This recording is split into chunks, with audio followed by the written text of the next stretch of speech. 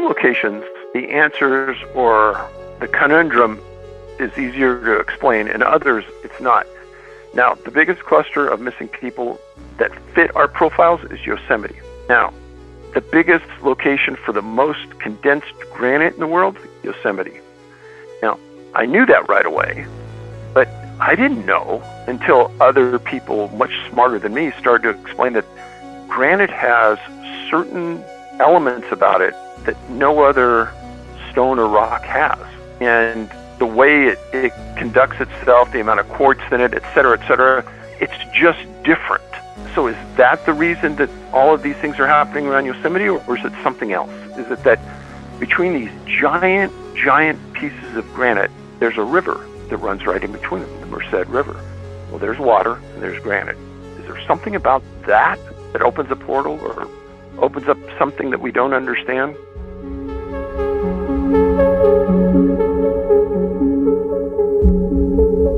It opens a portal or opens up something that we don't understand?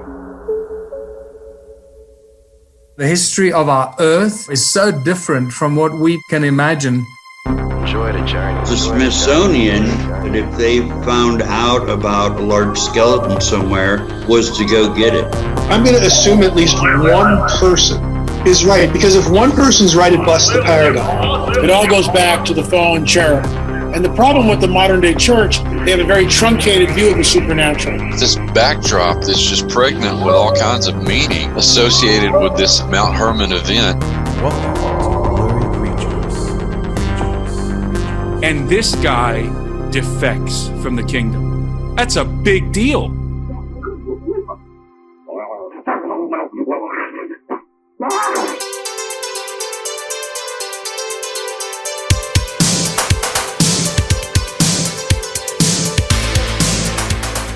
Welcome back.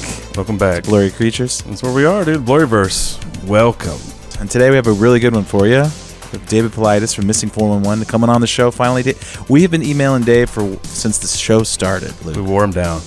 It's an honor. Like, I think you and I both have been fans of Missing 411 and Dave's work.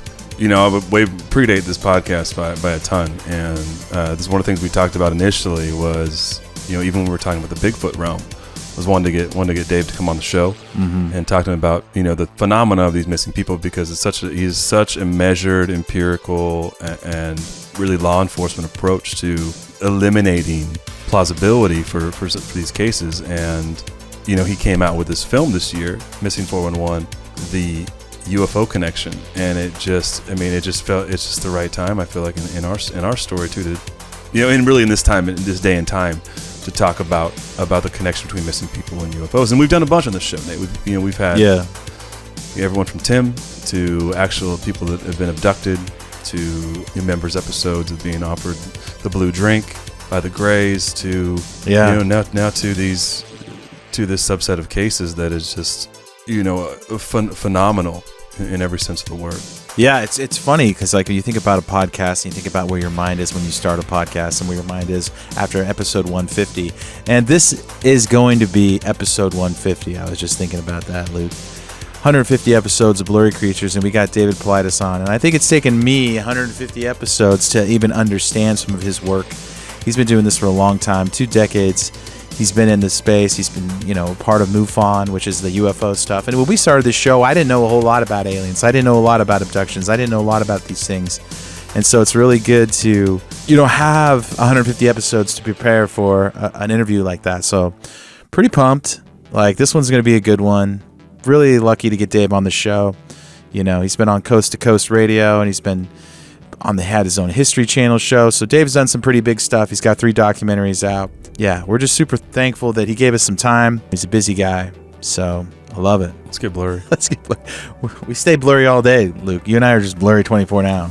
Just never turn it off. Just a fire hose of juice, bro. Yeah, and if you want to get the extra juice, go to blurrycreatures.com/members, get the extra juice, and you can get access to all the bonus material, chat rooms, chats, all kinds of things. Yeah, extra content, extra episodes, discounts on merch. And one of the big things too, Nate, is first crack at event tickets, right? So we've got BlurryCon coming up in less than a month, and a matter of weeks at this point. And those went directly to our members. So there are going to be more events, and we've kind of alluded to that. And this gives you really an inside track to join us as we get super 80s and super blurry and talk to the experts in person.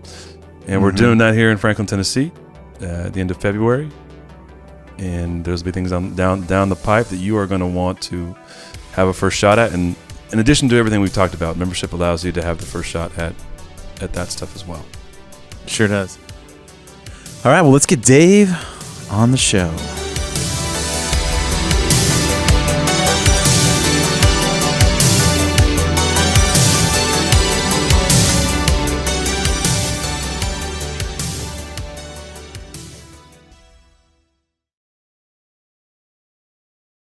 So welcome to the podcast, the legend David Paulides. You're a former San Jose police officer, and we are NorCal natives, so we know I grew up in Sacramento, and Luke was in Chico, so we know the Northern California area. You're a best-selling author and now a documentarian, released several films. A lot of them I've watched and love these films.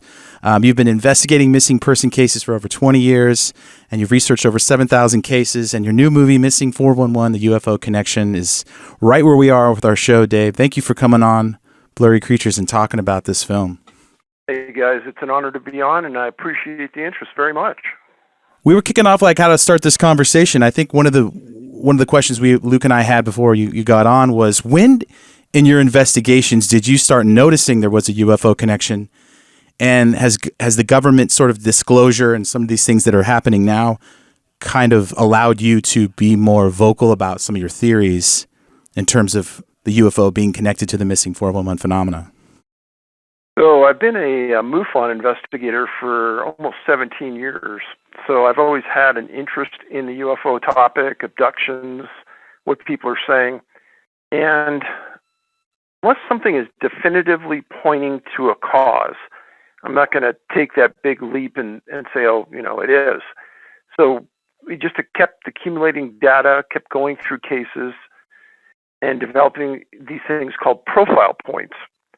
And profile points are something that are found in the majority of the cases that we research. And the most common one is that you bring a canine to the scene and they can't pick up a scent. Or you bring professional trackers to the scene and they won't be able to track the person from the point that they were last seen. Now, thinking along those lines, the first 50 I saw like that, it baffled me because I worked on a team that the canines were attached to, and I'm not kidding, 100% of the time the canines went out, we got the person. Yeah. So when I started to read about these things, it didn't make any sense at all. And then the more I got into it, the more I found out how prevalent this is.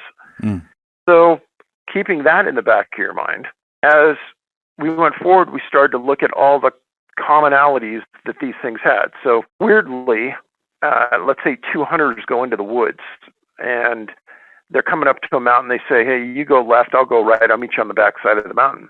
Well, between that point and the point that the other hunter reaches the backside of the mountain, the other hunter disappears. And the point of separation is two people together, separating, going their own separate ways for whatever reason. A lot of times it's just, hey, we're going to go explore different places. A lot of other times it's somebody feels ill and they're going back to the car. And it's when that happens, something odd goes on. Person disappears, and it's unexplainable. And it's almost as though something is watching and waiting for this point of separation. It's very, very, very rare that two people disappear, and it's almost non-existent that three people disappear together. But in the vast majority of these cases, it's one person hunting alone, or fishing alone, or hiking alone. And in the movie, we had information about a certain area of Wyoming where there was a lot of people missing, and nobody ever put it together, but just looking at the names, I could see that they were all German, which is odd. And we kept backing up, and we went into Idaho, and we knew that a case we worked on in the first movie was in Idaho. And then we found some hunters that observed a UFO hovering above them in the middle of nowhere, Idaho. And then we found a case where there's a group of workers for Weyerhaeuser Corporation, and they're planting trees in the ground up on this hillside just outside of Mount St. Helens. There's 15 guys on this ridge, and they see a UFO fly up this valley, hover over some elk. All the elks disperse except one. It goes down, it picks up the elk, carries the elk away. Mm-hmm. Now, all of the hunters that we talked about were all elk hunting, and they were all German. We talk a lot about on our show, Dave, we talk about the DNA aspect of ancient history, and sort of we joke a lot that our show could be called DNA Wars. And as I was watching this documentary, I kept thinking about the German descent. You have these abductions where it seems like it's reproduction, it's DNA oriented. What are your thoughts? How has your thoughts progressed about what they're doing? Are they doing breeding programs? Because we brought on people who've been abducted and they've been pregnant, and then they go up and then they come back and they're missing pregnancies. I know the elk was pregnant. You said you found the elk, or they found the elk, and then they found out it was pregnant. So there's some similarities between reproduction, bloodlines, and in this whole UFO abduction phenomenon. Yeah, and then Carl Higdon comes back and says he thinks that his abduction story comes back and says he doesn't think he was kept, which is really crazy. Like to think that the people are getting kept because he had a vasectomy. Like, yeah, exactly. What do you make of that? So, God rest his soul, Carl has passed on since we interviewed him. Oh, man. And he was a super smart guy, sharp for being as old as he was. And when he said, yeah, I think the reason they didn't keep me is because I had a vasectomy. And I said, well, then the implication being that they would have kept you had you not had it? And he said, yeah, I think so.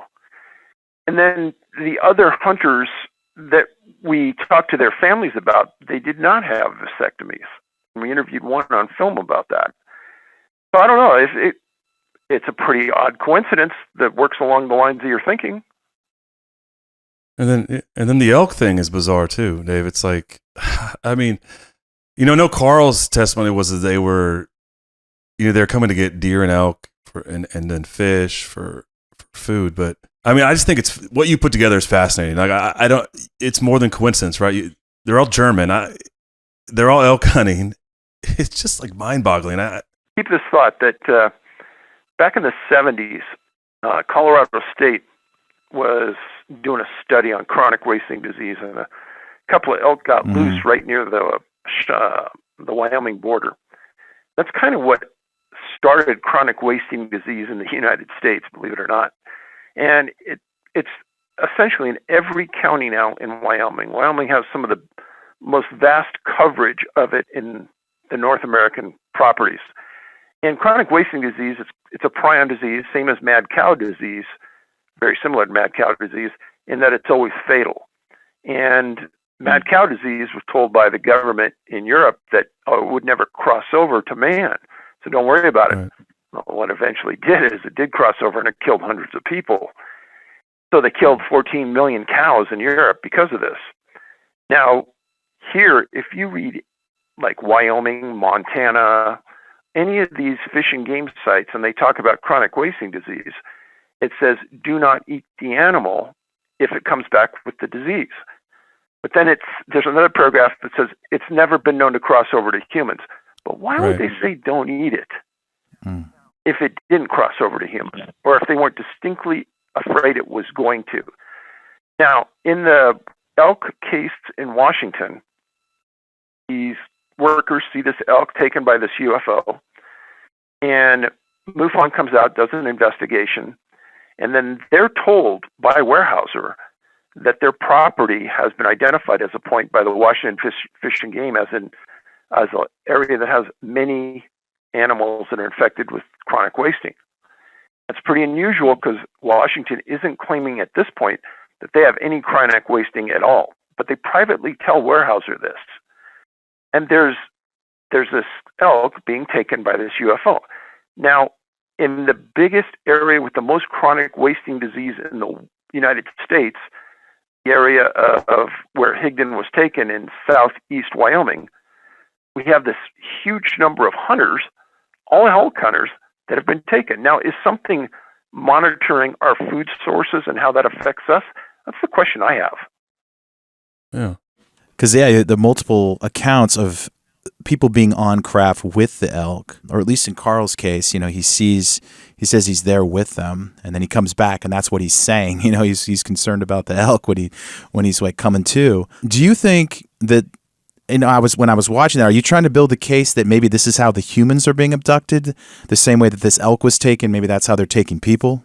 I just kind of report the facts that are supported. And in Carl's case, one of the few abduction cases where there's any physical evidence at all of it happening.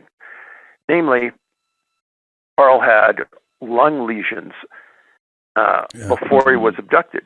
He comes back and his doctor looks at his lungs and they're completely clean. Mm-hmm. Then he had a bullet that he shot at some elk while he was hunting, and it says that it hit this invisible barrier. And when it hit the barrier, he went down and picked up the bullet. He still had the bullet. It was analyzed by Wyoming Department of Natural Resources. So you have his lungs, you have the bullet, you have him missing, and one thing we couldn't fit in the film is the location where he parked his truck was moved, and they found his truck in the middle of a swamp in that forest with no tire tracks going in and no tire tracks coming out. Wow. It's like and that's something we hear a lot on the show, is abductees will say they come back, and they're like on a different side of the room, or they're in the bed upside down, or they'll say to us they don't feel like they're being put back in the same way. And it almost feels like when these people are taken, they're like dropping stuff out of this craft as they're going to and from, and then they'll put it back almost, and it's like scattered around. It's like they don't even care. Do you feel like something like that is happening? I know you like to stick to the facts, but it seems like they're almost dumping garbage out. It has that feel. So there was a huge epiphany moment to the crew and myself when we were talking to Carl. And I said, so what happened next? That's always my question. What happened next? And they said, well, next thing I remember is getting the feeling of falling. And I hit this mountainside and I rolled down and I hurt my shoulder. He goes, that's how they got rid of me. Now, in these stories that I've written, and I've written about 1,400 people, a lot of times there's somebody is claimed to have fallen to their death, or they've fallen in an area that doesn't make any sense, or the angle of the hillside is so small that it doesn't make sense that they would fall and get that seriously injured. Yet if I dropped you, say, 20 feet above that very small angle, it would have looked like you fell and you died, you hit your head, whatever. But there's a lot of these cases that I've written about in the past that don't make any sense. When Carl explained how they got rid of him, it's like a light bulb went off in my head. Yeah, there was the one you pointed out in the film with the was the boulder field where I can't remember who was found there, but they found it was like 50 years later, right? Yeah, they found or a number of years later they find the body in a space that was his name Ray? His name was Ray, I think, right? Yes. Yeah, he was. Was that Ray Salmon? Was that his body? No. Ray Salmon's never been found, but yes, okay. Ray owned a gas station in Idaho. He went out bow hunting, and he disappeared. And the hunters that saw the UFO in Idaho actually knew Ray, and their dad knew Ray. And every year that they went out hunting, they would look for him. So when Ray disappeared, there was a massive search by the sheriff and friends of his in Salmon, Idaho. And every year for 50 years, people went out into this area he disappeared and looked. And then last year or 2 years ago, the same place that's been searched 1,000 times, all of a sudden his body, his remains, turned up at the bottom of this boulder field. So weird. Dave, I had a question on that. In your previous films, in The Hunted and in the original, after doing this film, are you looking backward and seeing a lot of these same earmark things in those cases? Or is it that you've thought this, you talk about being a part of MUFON for 17 years, you've thought about this all along, and this film was the culmination of those two pieces of work, and then presenting new cases you hadn't talked about? But you think you're drawing pretty much the same sort of conclusions now in like The Hunted and in the original? Because it seems a lot the same. Like people are finding backpacks and folded clothes, and bodies are showing up places. It's the same thing. And I know you talk about 1,500 or so cases over the last 10 years that fit all these profiles. Are you looking back and saying this could be UFO, or is this this one's saying, hey, this is what on the body of work in the first two films. I think there's a possibility in most all these cases. So in the first film, Missing 411, he highlighted a series of disappearances of small children that covered phenomenal distances. I know it's hard for people who've never had kids to appreciate the disappearance of a child when they, say, are found 9 miles later in 12 hours. Like, the kids just can't do that at 2 or 3 years old. And in the years prior, I had met Les Stroud, Survivor Man. And Les and I had worked together on some things, and he said, Dave, your work's phenomenal. You know, if you ever have a documentary or something and you want me, I'm there for you. So we had this case where a child in Oregon had vanished, and they needed searchers. They got in there. They searched for 12, 14 hours, and accidentally they find this child 9 miles away from where he was last seen in 12 hours. And everyone says, hey, impossible. Well, that is impossible based on him going over 2 mountain ranges, over barbed wire fences, and being found face down in the snow. So I call up Les, and I said, hey, Les, this is the case. The number of miles you have to maneuver through during the dark, because he went missing at 4:30 in the afternoon, and he's found the next morning real early. I said, can you do it? He goes, let's do it. So we put a film crew with Les, and we start off where this boy disappears, and he's heading towards where the boy was found. And at about midnight, he stops everybody, and he says, hey, we're going to kill ourselves. We're going to step off a cliff. There's no way this kid did this. So you stop right there for a second, and there's only a couple of options. And, you know, this family lived in the middle of nowhere. So is it a crime? A neighbor chased them and take them? Well, if that was the case, then, you know, they'd probably dump the kid next to a road, you know, from a car or a truck. They wouldn't dump him in the middle of nowhere. This boy was found in the middle of nowhere. So the first movie was kind of to get the idea out there that something phenomenal is happening, because it'd be easier for people to understand kids traveling these phenomenal distances doesn't make sense. Right. Second movie dealt with a series of hunters who disappeared and some of the unusual qualities that were associated with these hunters. And then this movie, I've said it in a couple of conferences that I've attended.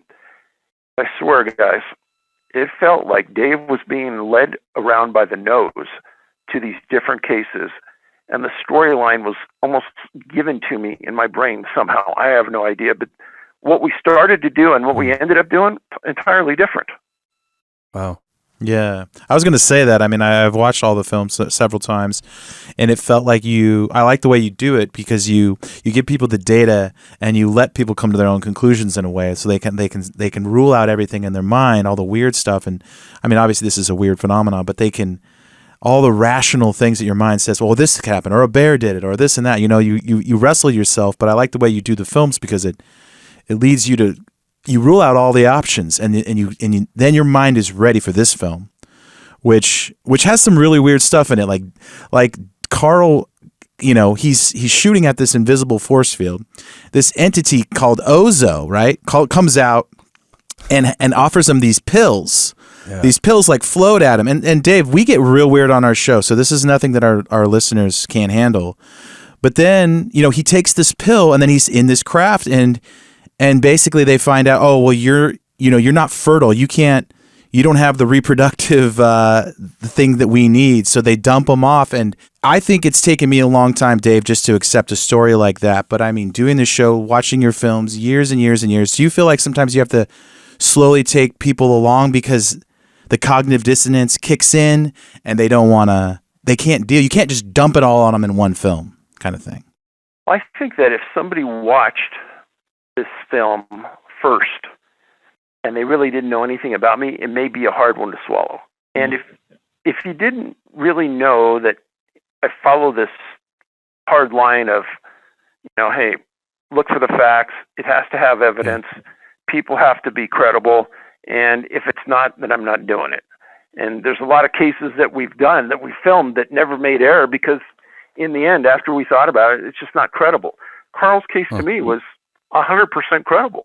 just because there was all this supporting factual evidence too. Every time Carl went hunting, every time he went with his wife, the first time he ever went hunting without his wife. And I suppose I didn't make that case hard enough, but his wife explained this. And again, it's that point of separation. So really, this is the first time Carl was ever alone in the woods without his wife. And as he's walking along, and he says this thing comes along and kind of tosses him these pills, and he takes them. Of course, my first thinking is, what are you doing?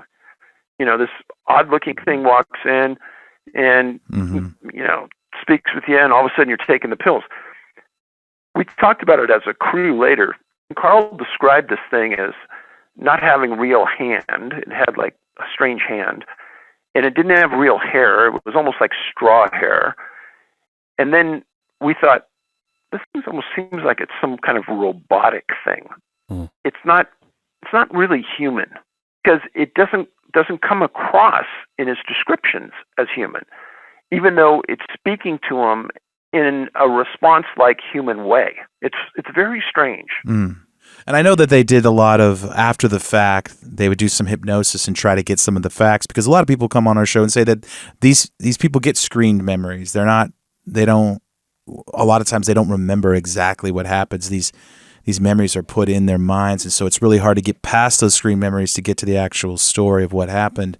And I like that you show that a couple times in the film, where these people were, you know, they weren't just, hey, let's just tell me your story. They're actually trying to get to the behind those memories and figure out exactly what happened. And I remember, you know, I was thinking when in Mark's case, is it Strittmatter? Yeah. How do you say that?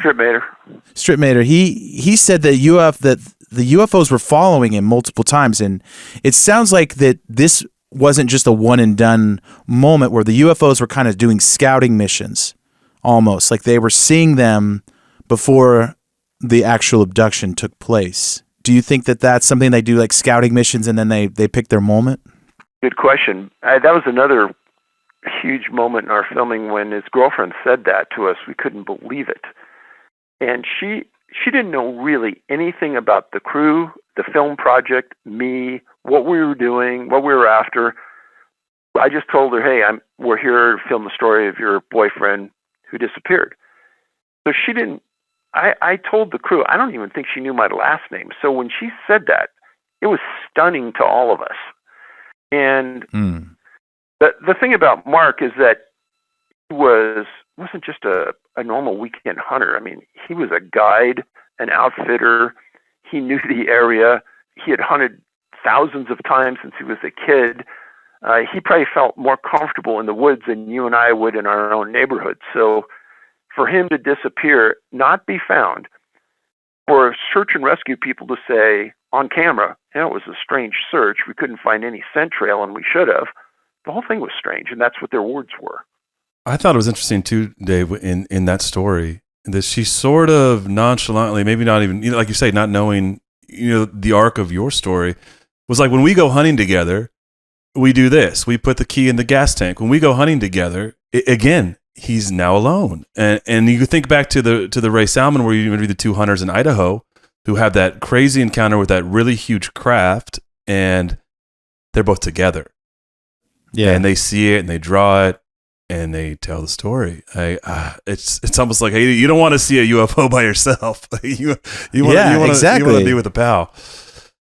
Yeah, you know, in that case where those hunters in Idaho were seeing that triangular craft above them, I also said in the premiere party that in hindsight, when the guy walked out to his truck, stepped up on his wheel, and saw this thing up above him, and his buddy was in the woods taking a pee.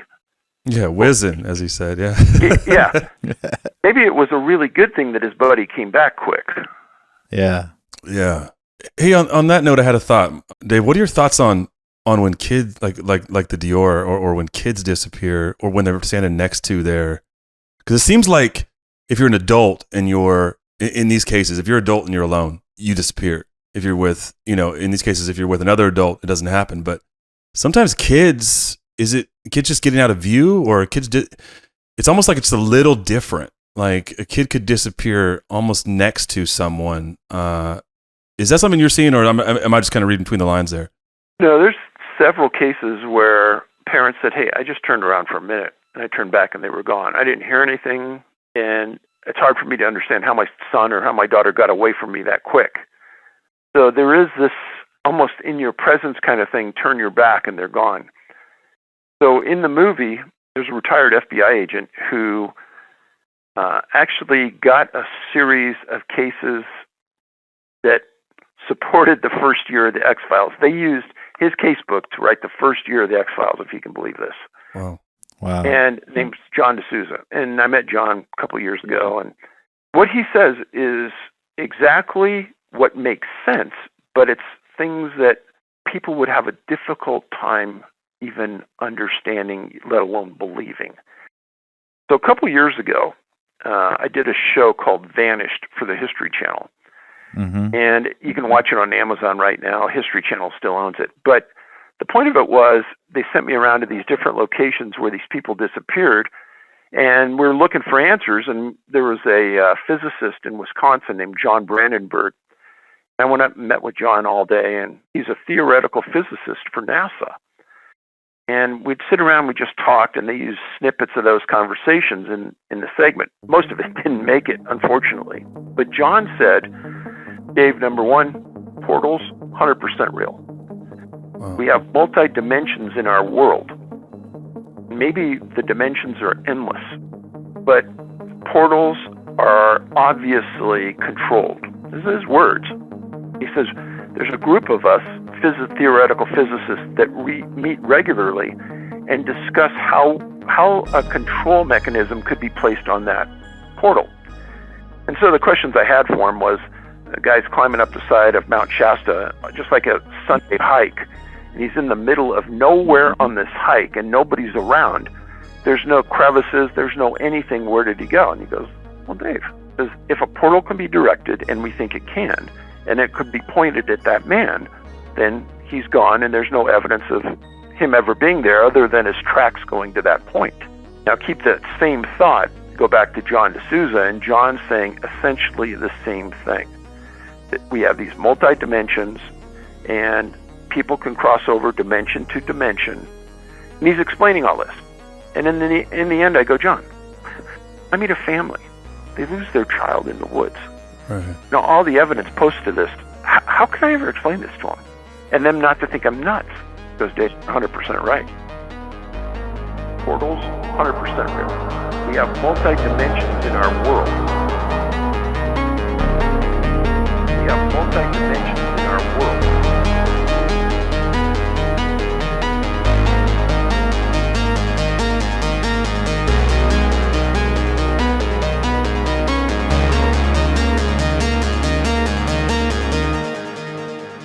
We have multi-dimensions in our world.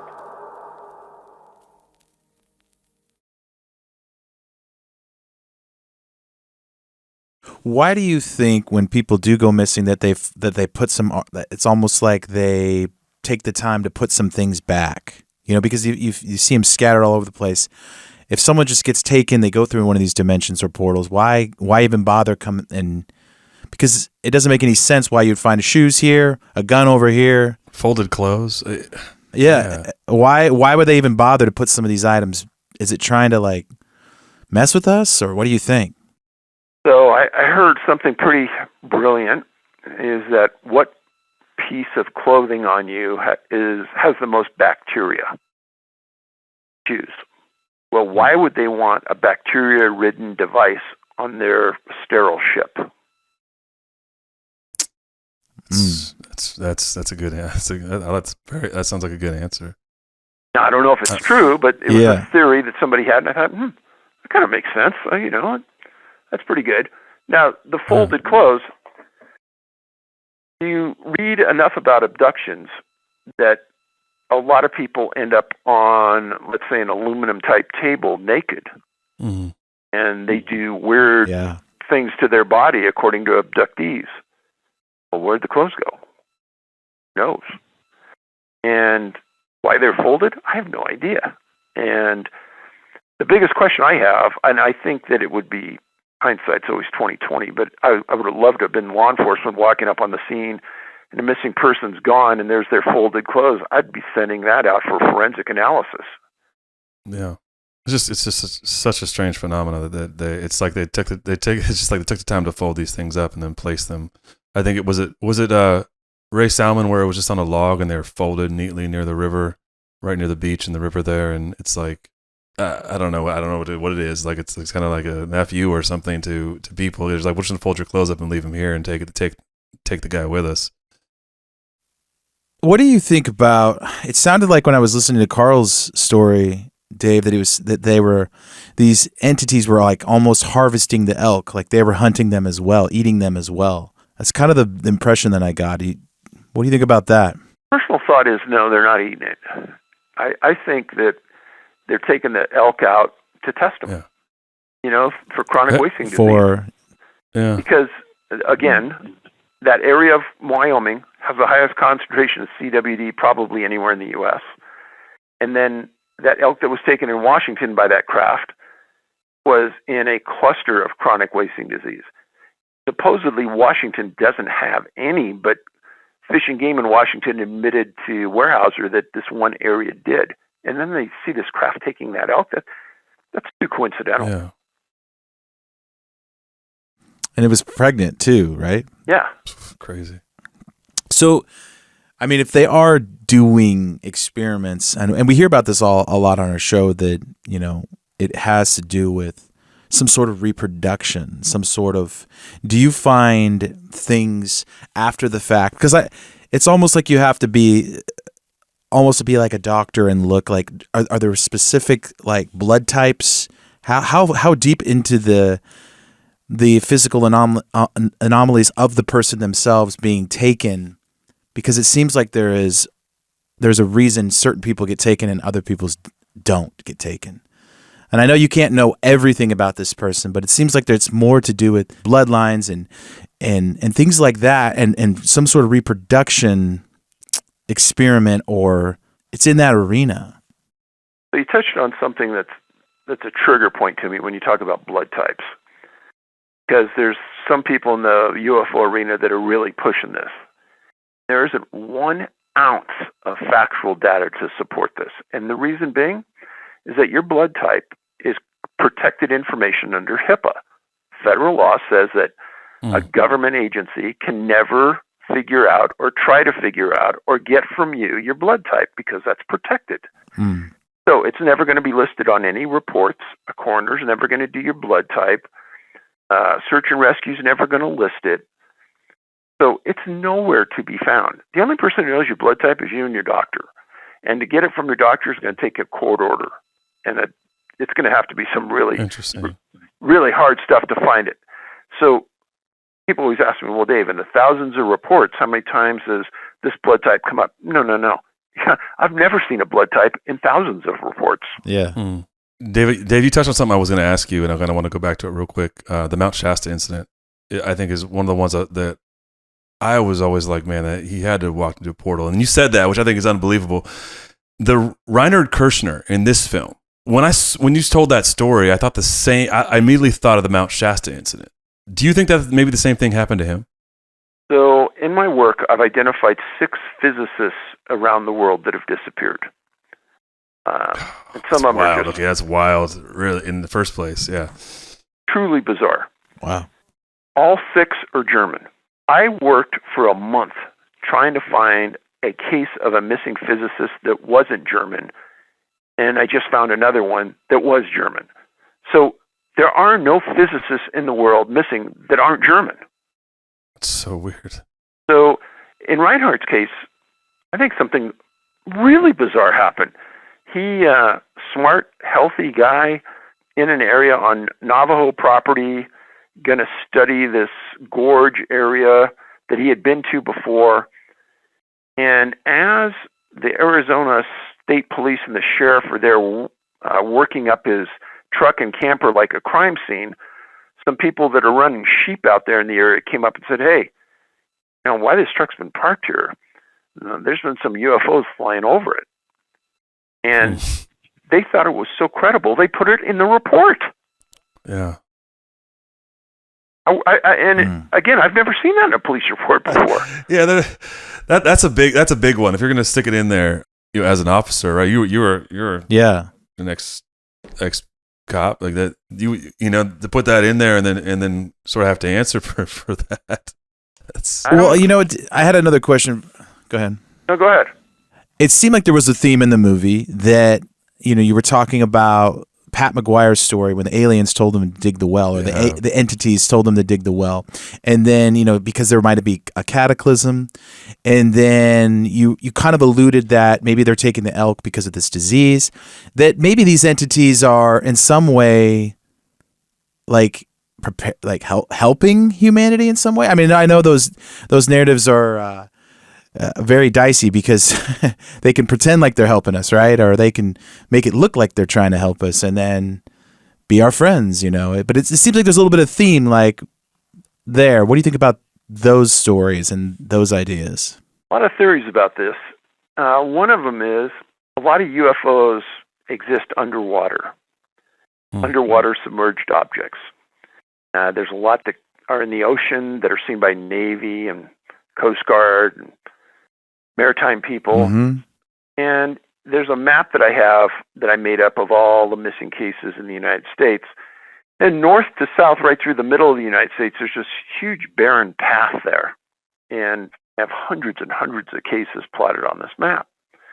And I've heard a million theories about why this area in the middle of the U.S. doesn't have any cases. That's the great question. So I get this email one day from this guy who says that he worked for a U.S. Geological Survey, and he goes, Dave, you know what's in the middle of that? And he says, it's the Ogallala Aquifer. And damn, it's like a perfect match over that area. Well, then I'm sitting in the office of the city attorney of Rock Springs, Wyoming, and he's telling this story about Pat McGuire. He says it's an offshoot of the Ogallala Aquifer that goes into Wyoming, this little tiny arm that the aliens tell McGuire to dig and get water. I'm one of these people who thinks, they're not doing anything to help us. There's some reason. Well, what if the Ogallala Aquifer was their maritime base underwater? They could survive underwater. They have bases underwater, supposedly. So what if that is where they're at? And they need these exit points at certain time to come out of. That was one of the theories that kind of rang true, because the Navy and other armed forces around the world have seen these UFOs come up out of the ocean. And in fact, the submarines have seen objects pass them at like 200 miles an hour under the water. So they have these special abilities that water really isn't an object to them to live in or live under, but it's an excellent point of concealment. And everyone likes to think, well, maybe all these entities coming from eons and eons ago and traveling through space. No, what if they're right here and they're underwater and they come out when they want to? I was gonna. I like that. Yeah, I think that's fascinating. I like that we talked to a guy that was on the Nimitz when they had the famous Tic Tac episode, and he had said that actually the naval pilots also reported seeing things in the water, moving at high speeds under the water, then coming out and going back in. So I mean, that's what you said. Is the Navy, people in the Navy have seen this. There's one thing I wanted just to ask you about this, because this is one thing when I was watching the movie, when you had John D'Souza on, and he specifically said something that I think is very interesting. Onto that comment you just made as well about maybe they're coming from here, is that he said that they were the extra dimensional. It wasn't extraterrestrial, which of course means not of Earth. It was extra dimensional. When he was surprised, when he was basically you guys were having a discussion about UFOs and then his role in reporting those and overseeing some of that stuff at the FBI. I thought it was pretty profound, because in the UFO space, there's all kinds of thoughts about what planet do they come from and what but to have him say it's extra dimensional, and I know you mentioned before about the fact that we live in a dimensional world, and the physicists talk about portals. But was that surprising, or was that right in line with what you expected as far as his conclusions about that? So I've had a lot of meetings with somebody who spent a ton of time at Skinwalker Ranch. In fact, this person was the head of Bigelow's investigative team at the ranch for years, a guy named Colm Kelleher. And I met him through George Knapp.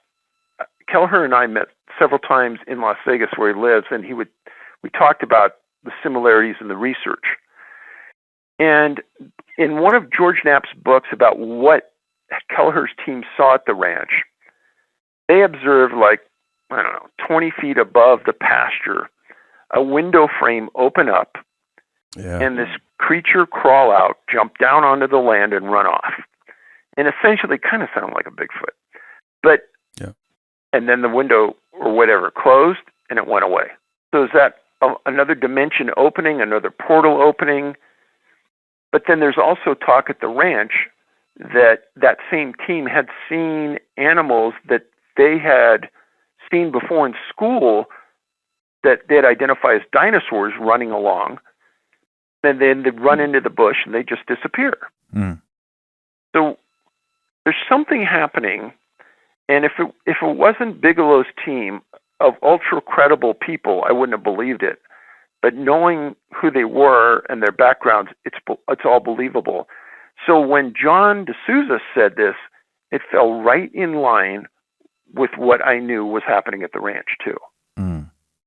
That's awesome, because they say there's a ton of stuff that the Bigelow and that research team discovered as well. That's all under lock and key, which is always fascinating to think about what they haven't told people about that place and about what they discovered there. But yeah, I just thought that was super, super profound to say extra dimensional. So remember, the beginning of this movie starts off with, I'm on Coast to Coast with George Knapp. Yeah.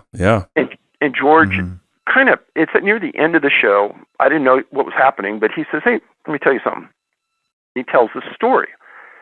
Well, what the person was who he went to Washington to meet was a defense intelligence person who ran a DIA project at Skinwalker Ranch. And this was given to him by Harry Reid, a senator from Nevada, to make this connection. So George goes out there, and at the end of the meeting, this DIA rep goes to George, hey, you know Dave Paulides? This is the story George tells. He goes, yeah, I know him really well. And he says, well, we think the work at the ranch has something to do with Paulides' work. Now, this is the first time anybody outside of the ranch research has ever been tied to the ranch, which is important, I think. Yeah, when are you getting your invite? When are you going? You got to really ask yourself, after you do the research there, and they have these things called hitchhikers that follow you home. Yeah. I don't want any of that. That's that's actually a smart move. That's what I was going to just say. Like a minute ago, Dave, you were talking about the water, and I just watched something that was relating to, and I don't know how into the spiritual aspect of these things you get, but the fact that when Jesus walks on the water was so much more profound, and then he claimed dominion over the water, and the water in the ancient days was connected to sort of a portal to the underworld, or the, you know what I mean? It was this, not only was it a miracle in that he's walking on water, but that's why Peter got so afraid, because it was like he was sinking into the abyss. It was so much greater. And do you think about those things at all? How does the spiritual aspect kind of cross your mind in some of these cases, and when you're looking into it? Oh, it's front and center. I think that there's a lot of crossover in many of these things. I mean, if you look back at a lot of the drawings that are even thousands of years old, there's strange things in the sky in some of these drawings and art. And we've talked about the Nephilim in the Bible, talked about how that can be related to Cain and Abel, and how that could be related to what's happening. Did you lose him? Dave, you there? I lost him. Oh, man, just when it was getting good. Let me call him again. Say you left him at Cain and Abel. Of course. I know, right? That was weird. Somebody didn't like us talking about that. Yeah, I guess so. Hey, David, cut out at Cain and Abel. Yeah. Did you guys hear that click before that? No. There was like a double click and then like a 2-second pause, and then it went dead. Who's listening? Who's we always joke on our show whenever we talk about the giants, the Nephilim, that audio just like it's kind of a running joke. Things just don't. Well, tell me it just didn't happen again. I know, right? It's wild. We get into a lot of that on our show. That's really kind of what our show is. That's where we lived, and so we're all ears for any of that. Yeah. Whatever you want to talk about that, we'd love to. But anyhow, the Bible aspect, and not just the Bible, but just the spiritual side of things as well, and all of that stuff comes into play, and we think about it all the time. Dave, on that note, this could be an absolute just a no, but have you had any experiences yourself, like being out on these places and going into these interviews? You know, and you're actually going to these places where this stuff happened, right? There's these epicenters as you put those casings on the map, and you make these triangles, and you actually go out there. I mean, did you have any experiences? How did it feel? Does it have a different feel, or just feel like you're in the woods? I've told this story before, but I'll say it again. Is there was a girl who disappeared outside of Lander, Wyoming, and Angie and I went out there, and I like to go to the place for a multitude of reasons to understand the circumstances, the topography, and you get there, and the area she disappeared in is this giant swampy area in the mountains. I've always said, people seem to disappear more around water, especially in swamps, and well, there's this one dirt road that goes through the middle of this giant swamp area, and I said, okay, let's just take it. Go about 4 or 5 miles down this dirt road to the end of this swamp, and it kind of ends up in this small hill and then a valley behind it, and it's in a gorgeous area of the high mountains of Wyoming. And we get out, and next to us, and I didn't know how far it went because I didn't have a map and I didn't have a drone, but I'm guessing it probably went 2 or 3 miles to the east, and it was more swamp. And I said, I remember talking to Native Americans, and sometimes an opening to that other world is you clap your hands real loud. And she goes, just try it. So I clapped my hands real loud twice. And there was probably 20 feet between our car and where the swamp started, and it was just all dirt. And from the swamp, it sounded like there was a herd of 50 elephants coming at us all at once. Oh, my. Super loud, angry, and I'm looking at the tops of the treetops out there because I figure they're going to start falling. And we just got behind the car, and probably 20, 30 seconds it went on, and it didn't sound like it was getting closer or it was going away. It was just like this constant sound of this giant rumbling herd coming at you. Then it stopped, and there was no dust out there, obviously, because it's water, and one of the weirdest things I'd ever seen. And this is exactly where this person went missing, too. Wow. That's wild. Yeah. Very. Just doing a show, just getting into the paranormal space. I mean, most people say when the closer you get to the truth, the more that the truth doesn't want to be exposed. And so it's going to fight back from keep people asleep, keep people sheep. And if you do shows like this or you do work like you do, there's a price to pay. I mean, in some capacity, everyone's who's trying to get the truth out there is dealing with something. And I can't imagine going to some of these locations and it's hard too because you're dealing with lost people. And I like how you start this film, just like keep a warm and compassionate heart for the missing, because it is these family members are losing somebody and they don't have anything to go on, and they're kind of lost. And it's hard for them to accept maybe a UFO craft is involved. It seems like some of the people you interview, they've come to that conclusion already, though. If they have, 95% of them would never say it. And I'm not going to be the first one that's going to broach that topic. Now, you guys have an open mind. You're willing to listen.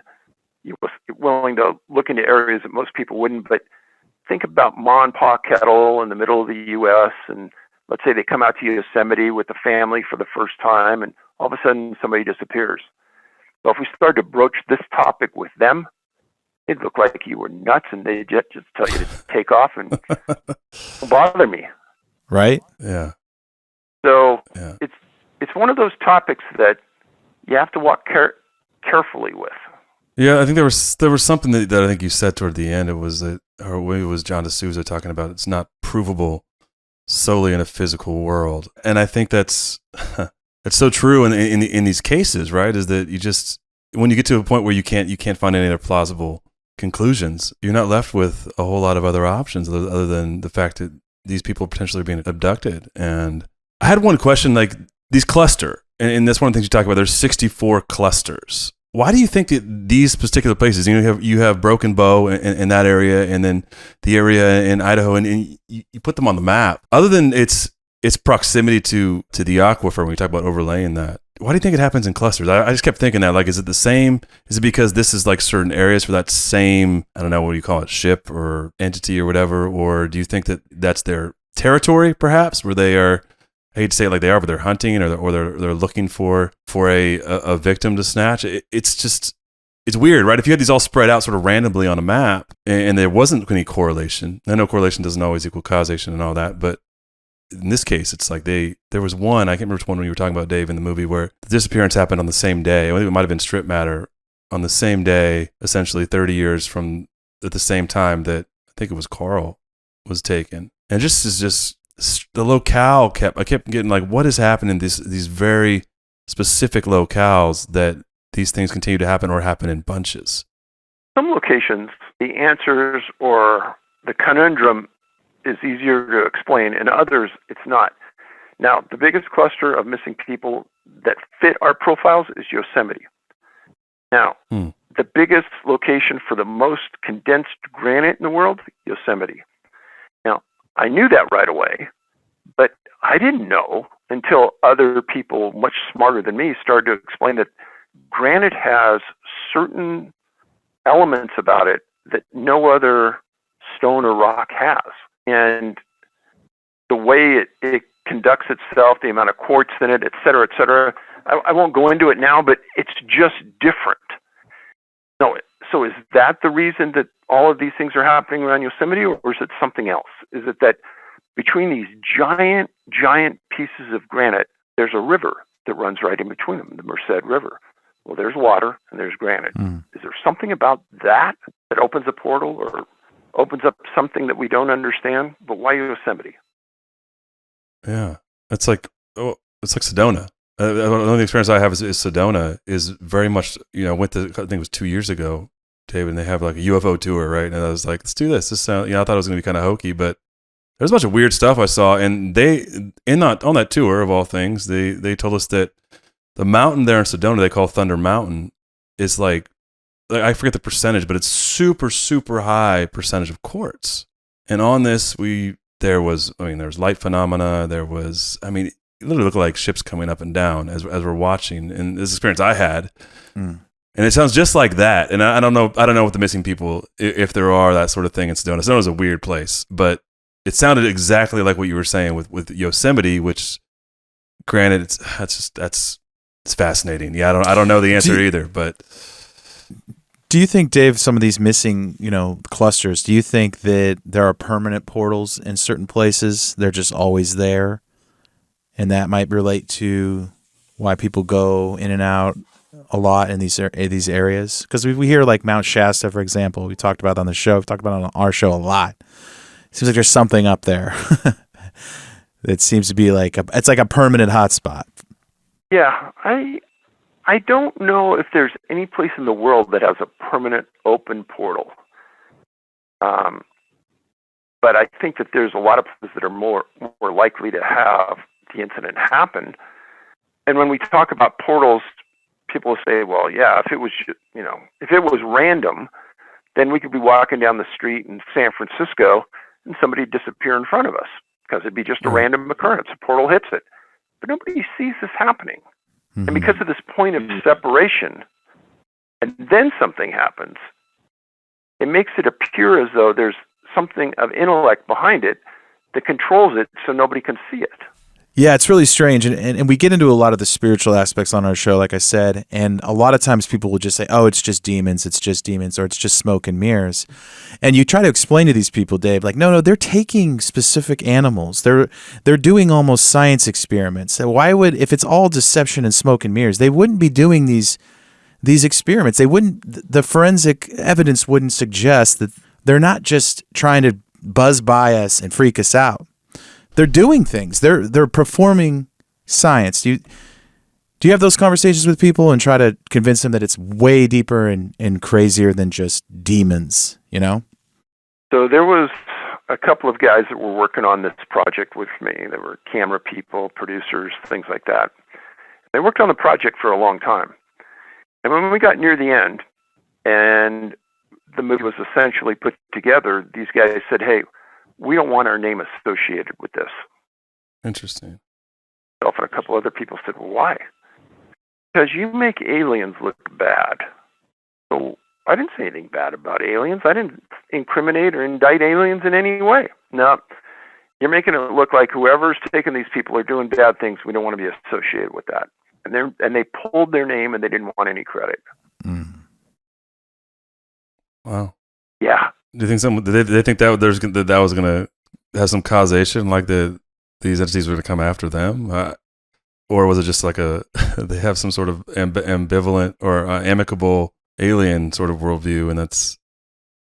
I don't know, because they worked on the project a long time. They saw everything we saw, and stunner, because these are people that, like you and me, who have open minds, and it took us out of left field. I thought, wow.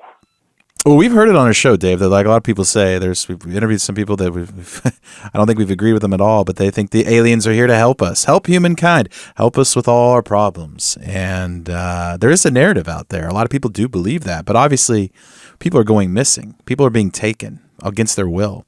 And you have to push back.